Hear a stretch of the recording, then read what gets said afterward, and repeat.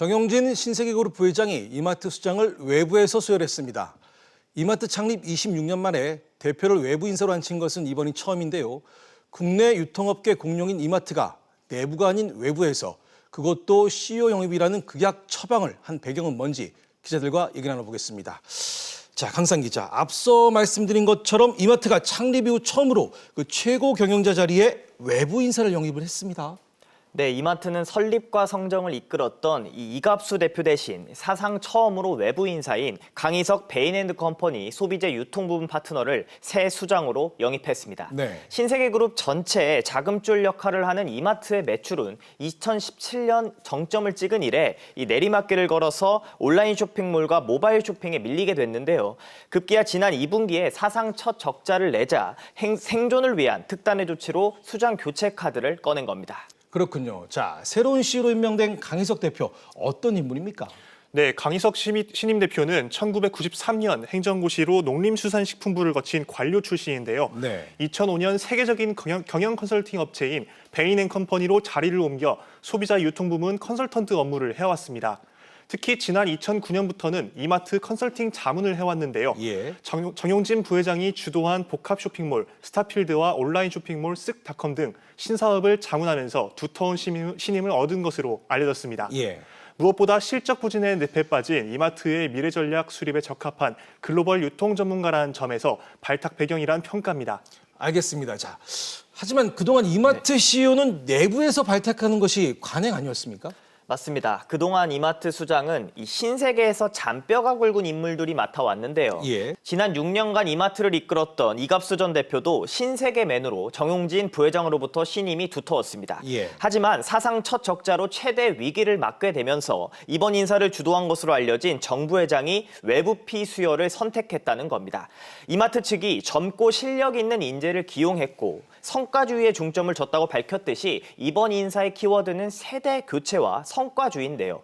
신임 강희석 대표도 50대 초반이고 이갑수 전 대표를 비롯해 1세대 임원들이 대거 퇴진하면서 임원들의 평균 나이도 50대 후반에서 50대 초반으로 젊어졌습니다. 한층 젊어진 조직으로 성과를 내서 지금의 위기를 극복하겠다는 겁니다. 그렇군요. 자, 여기에다 예년보다 한 달 이상 빨리 인사를 한 것도 좀 이례적이라는 평가입니다. 맞습니다. 신세계그룹의 인사는 매년 12월 초에 이루어졌는데요. 예. 하지만 올해 이마트의 인사는 예년보다 한 달 이상 앞당긴 10월 21일에 발표를 했습니다. 예. 때이른 인사가 내년도 사업 계획을 서둘러 짜기 위한 전략이라고 할 수 있는데요. 쿠팡, 마켓컬리 같은 전자상거래 업체들의 공세 속에서 실적 부진을 만회하려면 인적 쇄신이 시급하다고 판단했기 때문이라는 분석입니다. 신세계그룹 다른 부문의 정기 인사는 예정대로 12월에 진행될 예정입니다. 알겠습니다. 자, 이런 그 CEO 교체와 함께 그 조직 개편도 이루어졌는데 이 부분은 어떻게 해석할 수 있을까요? 우선 온라인 유통 채널에 맞춰서 오프라인의 경쟁력을 강화하겠다는 것으로 풀이됩니다. 예. 이마트는 조직 내 강력한 변화와 혁신이 추진될 수 있도록 조치했다고 밝혔는데요.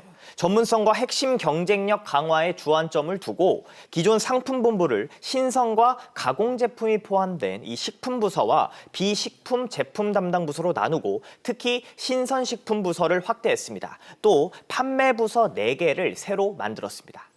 알겠습니다. 자, 그런데 일각에서는 이번 같은 깜짝 인사가 이번 한 번으로 그치지 않을 것이다. 이런 평가가 나옵니다. 네, 업계에서 이번 이마트 인사에서 보여준 변화와 혁신이라는 기조가 예. 신세계그룹 전반에 영향을 줄 것이란 전망이 나옵니다.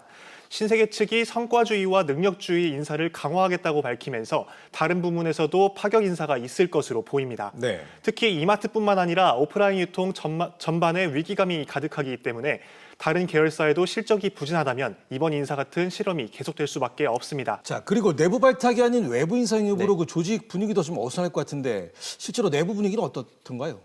신세계그룹 내부적으로는 이 정 부회장이 그리는 이마트의 변화 방향과 강 대표의 능력이 시너지를 낼 것으로 기대하는 분위기가 큽니다. 네. 한번 들어보시죠. 이번 임원 인사와 이제 조직 개편을 통해 가지고 조직 내 강력한 변화와 또 혁신이 추진될 수 있을 것으로 저희는 보고 있습니다. 그런가 하면 당장 변화를 예측하기 어렵다는 반응도 있었는데요.